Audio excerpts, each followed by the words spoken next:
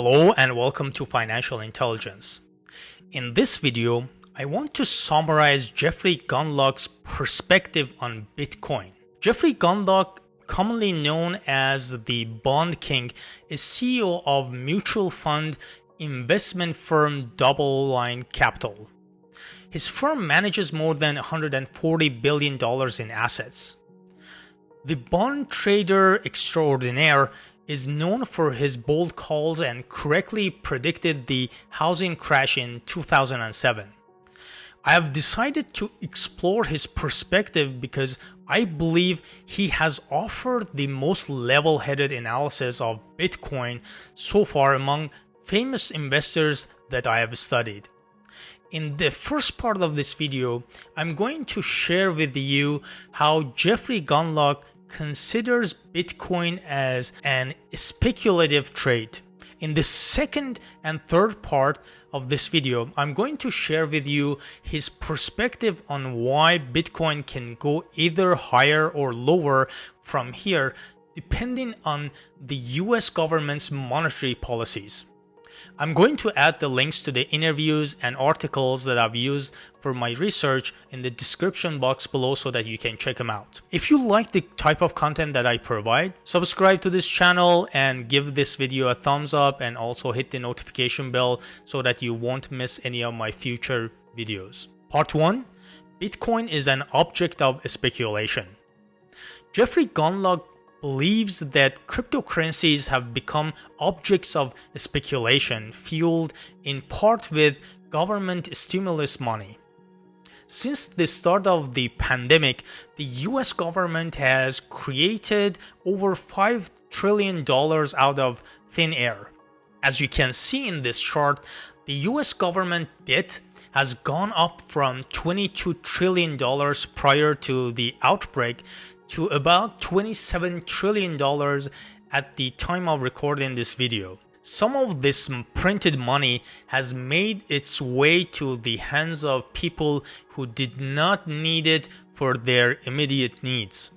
Therefore, they have used the money to speculate in the stock market, hoping to take advantage of the big rallies, including the Bitcoin run. In a recent interview, Jeffrey Gundlach said, and I quote here, "A lot of people are just playing with this funny money, and when you give people money that they don't need, which unfortunately we have been doing a lot, they feel like they're playing with the house's money. So it actually does resemble a casino to them psychologically." This trend has also been exacerbated by the fact that many traders are influenced by social media driven FOMO.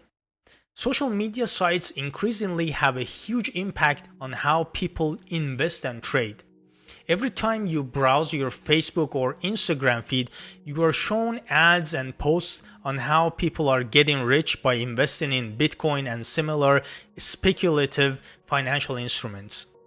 The pressure to follow along as a result of social media envy and the desire to not to be left out have played a key role in exponential rallies like the one that we have seen in Bitcoin and Tesla. Part 2.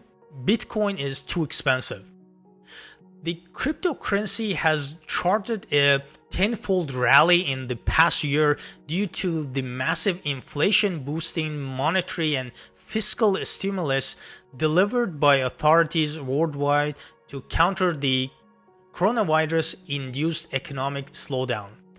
This rally has pushed the Bitcoin prices to levels which are not sustainable, according to Jeffrey Gundlach. The Bitcoin rally could only continue if Bitcoin could create interest and attract newcomers to join at current prices. In other words, the Bitcoin prices can go up only if new traders are lured in by the prospects of earning quick returns on their trade. Once the interest dries up, Bitcoin prices are going to start falling off. Jeffrey Gundlach's hypothesis is that this is exactly what has been happening with Bitcoin recently. Jeffrey Gundlach has commented recently, and I quote here, "I would not own Bitcoin presently. I think you will have an opportunity to buy it at a cheaper level." He told CNBC that a drop to around $23,000 could be a good time for investors who want to increase their involvement with Bitcoin to buy the dip.